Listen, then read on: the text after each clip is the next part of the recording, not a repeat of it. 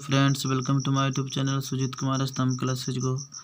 आज फिर से हम नेक्स्ट वीडियो लेकर के आ गए हैं।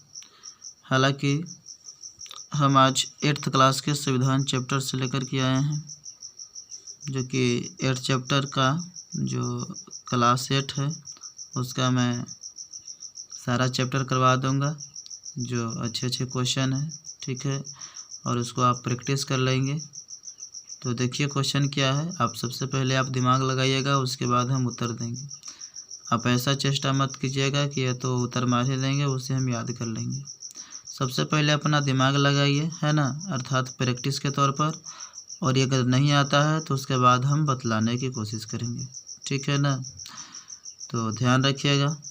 फर्स्ट नंबर क्वेश्चन है, ईस्ट इंडिया कंपनी की स्थापना कब हुआ था। और एक बात याद ही रखिए कि अगर PDF चाहिए तो आप टेलीग्राम हमारा ज्वाइन हो जाइए।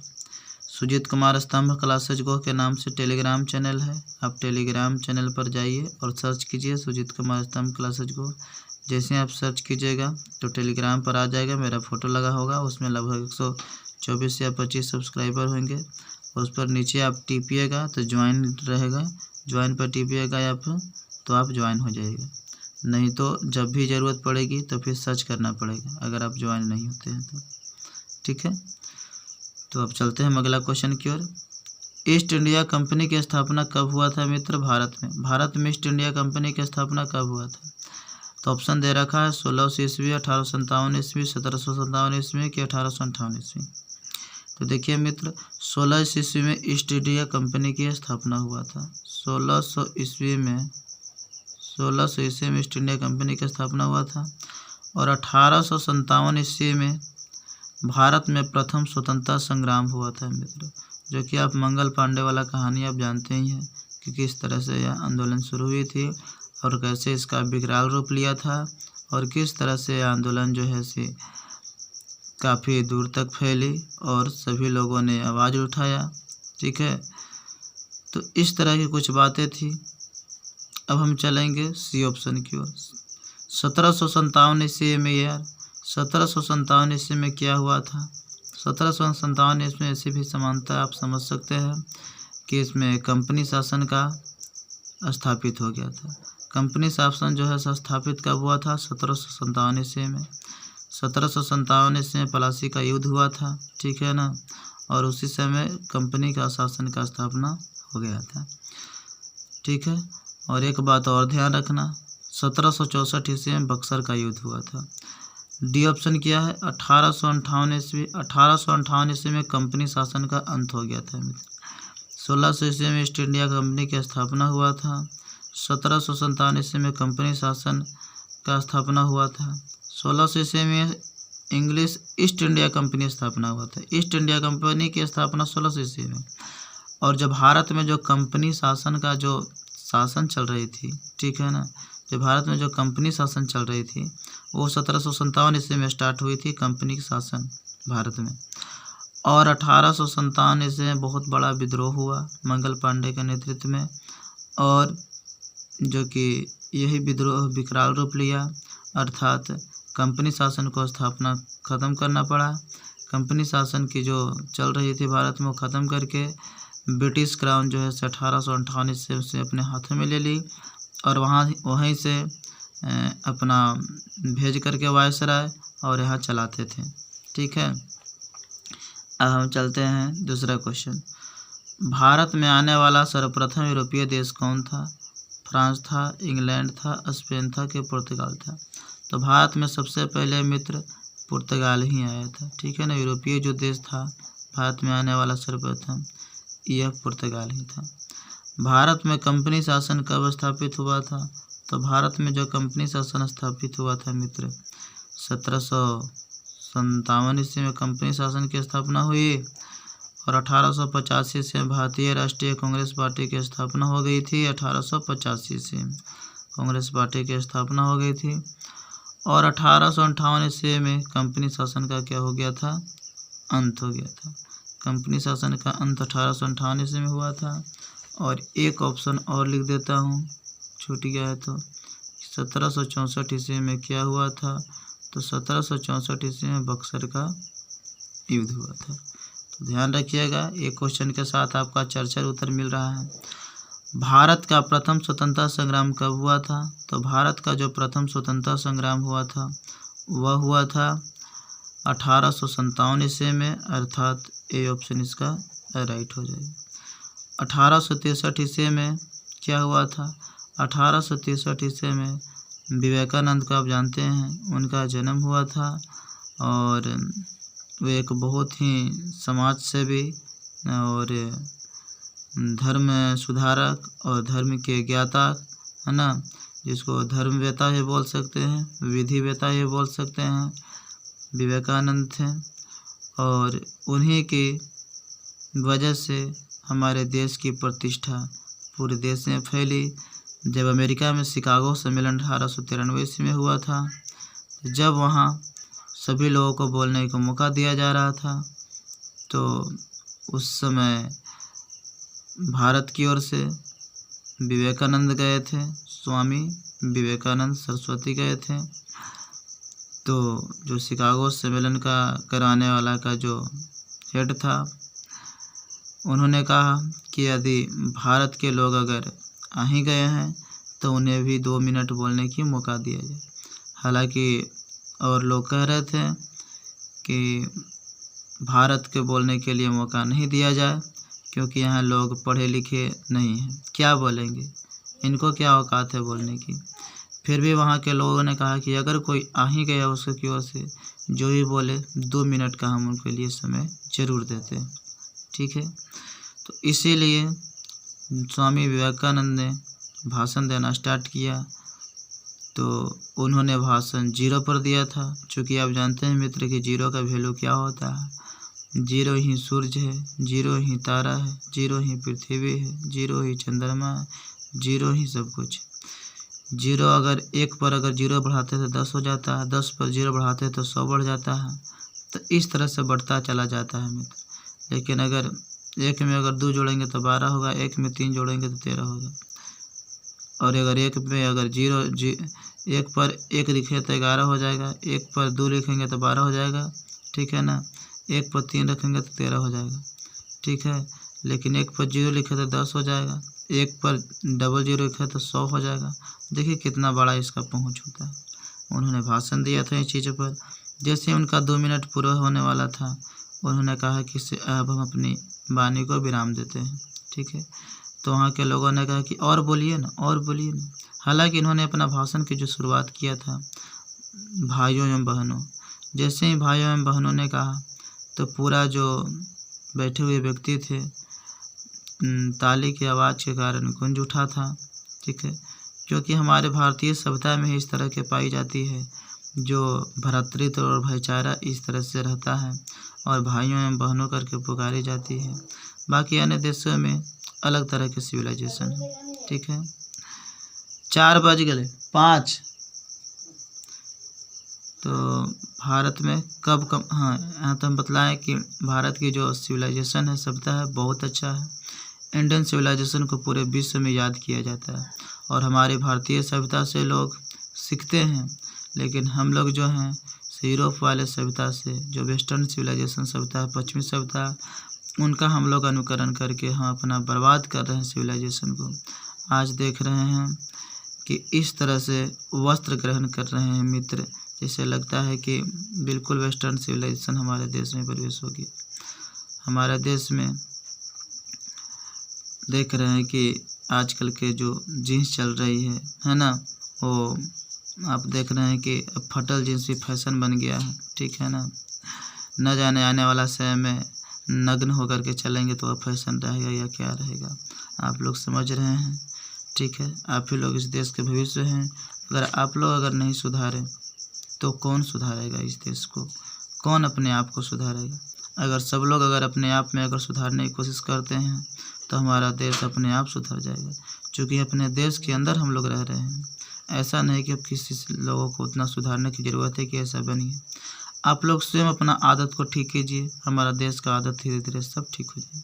क्योंकि समाज का आदत ठीक होगा, परिवार का आदत ठीक होगा तो समाज की ओर जाएगा, समाज का ठीक होगा आदत तो यह गांव की ओर जाएगा, अगर गांव अगर ठीक होता है तो पंचायत ठीक होगा, पंचायत ठीक होगा तो प्रखंड ठीक होगा, प्रखंड ठीक होगा तो अनुमंडल ठीक हो जाएगा, अनुमंडल ठीक हो जाएगा तो दिखाएं इसकी जिला ठीक हो जाएगा, और जिला ठीक हो जाएगा तो धीरे धीरे राज्य ठीक हो जाएगा, और राज्य ठीक हो जाएगा तो हमारा देश ठीक हो जाएगा। ठीक है ना मित्र। तो इस तरह से हम लोगों को बढ़ावा देना है, अपने आप को, हैबिट को सुधारना है। मैं जानता हूँ कैसे आप समाज को तो एक बार सुधार नहीं सकते हैं, लेकिन अपनी आदत को तो ज़रूर सुधार सकते हैं। अपना पहनावा ओढ़ावा, खान पान, वेशभूषा, चाल चलन, है ना, किसके साथ कैसे बतियाना है, रहना है, बड़ों को किस तरह से आदर और सम्मान देनी है, छोटों को कैसे सम्मान करनी है, उन सब चीज़ों को सीखना सबसे ज़्यादा जीवन का परम लक्ष्य होता है मित्र। हम लोग कितना भी पढ़ लिख जाएं, लेकिन अगर ये चीज़ अगर नहीं पता है तो हमें अपने जीवन जीने पर धिक्कार है। देखिए अगला नंबर क्वेश्चन मित्र, भारतीय राष्ट्रीय कांग्रेस पार्टी की स्थापना कब हुआ था? यहाँ तक तो हो गया ना। भारत में कब कंपनी शासन का अंत हुआ था? तो भारत में जो कंपनी शासन का अंत हुआ मित्र, वह हुआ था 1858 ईस्वी में। कंपनी शासन का जो अंत हुआ था भारत में 1858 ईस्वी में कंपनी शासन का अंत हो गया था। भारतीय राष्ट्रीय कांग्रेस पार्टी की स्थापना कब हुआ था? तो 1885 ईस्वी में भारतीय राष्ट्रीय कांग्रेस पार्टी की स्थापना हुई थी। ठीक है ना। तो इसका ऑप्शन ए इसका राइट हो जाएगा। भारतीय राष्ट्रीय कांग्रेस पार्टी की स्थापना 1885 ईस्वी में हुआ था। 85 ईस्वी में। 1905 ईस्वी में मित्र बंगाल का विभाजन हो गया था, है ना, लॉर्ड कर्जन के शासनकाल में 1905 ईस्वी में बंगाल विभाजित हो गया था। 1907 ईस्वी में भारतीय राष्ट्रीय कांग्रेस पार्टी के सूरत अधिवेशन में कांग्रेस पार्टी दो दलों में विभाजित हो गया, दो विचारधारा में विभाजित हो गया, एक गर्म दल और एक नरम दल। चूँकि गर्म दल के जो नेता थे वे थे लाल बाल पाल, अर्थात लाल बहादुर क्या बोलते हैं लाल बहादुर शास्त्री, बाल गंगाधर तिलक और बिपिन चंद्र पाल। ठीक नहीं, लाल बहादुर शास्त्री नहीं होंगे, लाला लाजपत राय, है ना, और लाला लाजपत राय और बिपिन चंद्र पाल और ये थे बाल गंगाधर तिलक। तो ये तीन तरह के व्यक्ति थे जिन्होंने गर्म दल में विभाजित हो गए थे। अब डी ऑप्शन है 1911 ईस्वी में।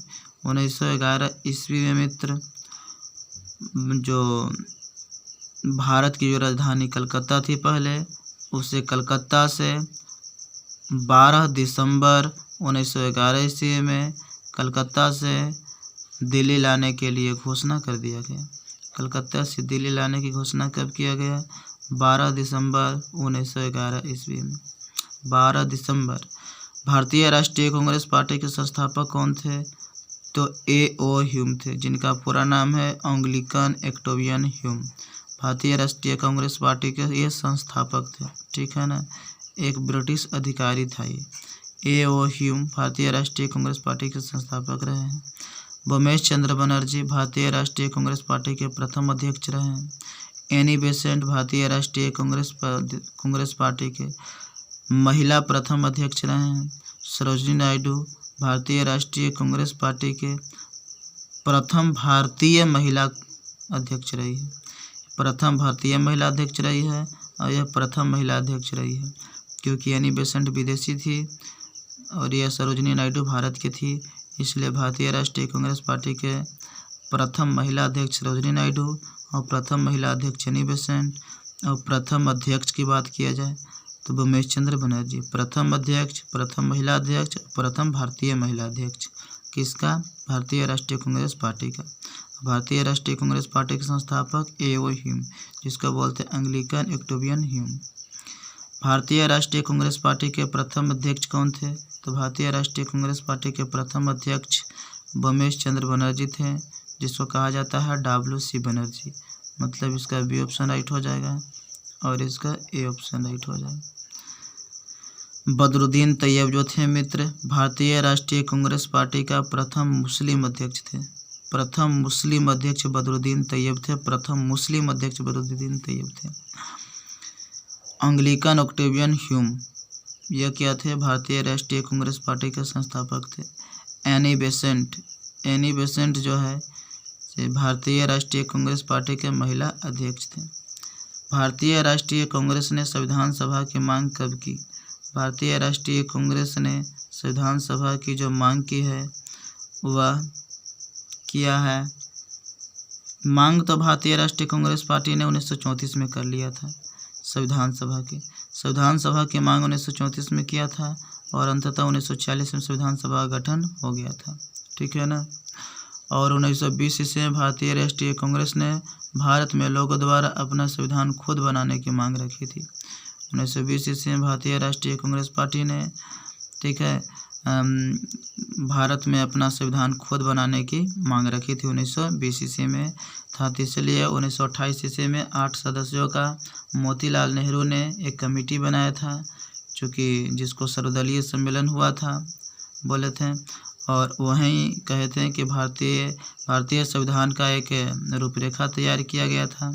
और इस रूपरेखा को 1931 ईस्वी में कराची अधिवेशन में, कांग्रेस पार्टी का जो कराची अधिवेशन हुआ था उसमें प्रस्तुत किए थे, जिसमें कहा गया था कि औपनिवेशिक स्वराज्य होना चाहिए, जो हमारे यहाँ देश पर जो उपनिवेश स्थापित है, ठीक है, उससे मुक्ति होना चाहिए और अपना स्वराज्य, अपना राज्य होना चाहिए, जिसका शासन हम लोग स्वयं कर सकते हैं जनता में से।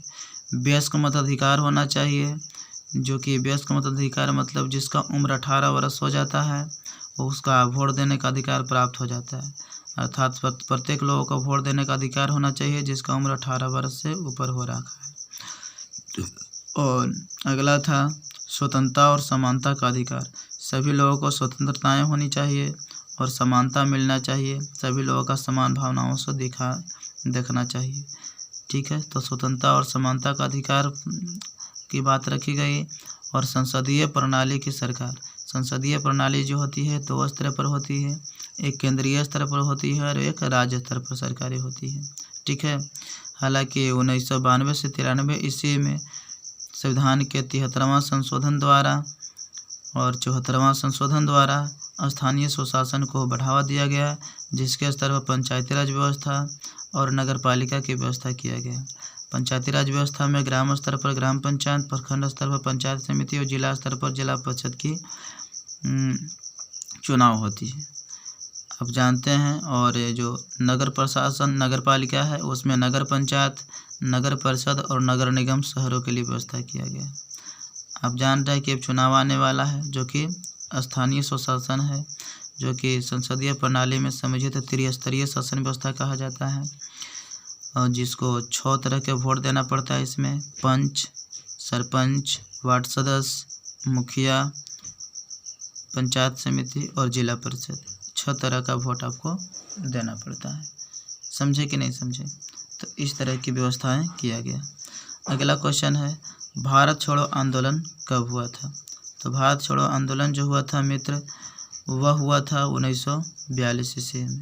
भारत छोड़ो आंदोलन हुआ था 1915 से। महात्मा गांधी दक्षिण अफ्रीका से भारत स्वदेश लौटे थे, ठीक है ना। दक्षिण अफ्रीका से 1915 से महात्मा गांधी वापस लौटे और 1917 ईस्वी में चंपारण आंदोलन करवाए और 1920 ईस्वी में खिलाफत आंदोलन और असहयोग आंदोलन हुआ।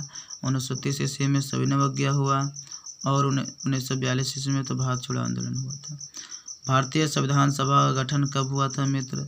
तो भारतीय संविधान सभा का जो गठन हुआ था वह हुआ था, भारतीय संविधान सभा का गठन 9 दिसंबर 1946 ईस्वी में संविधान सभा का गठन कर लिया गया था और 26 नवंबर 1949 ईस्वी में संविधान बनकर के तैयार हुआ था और 26 जनवरी 1950 ईस्वी में इस संविधान को लागू कर दिया गया था।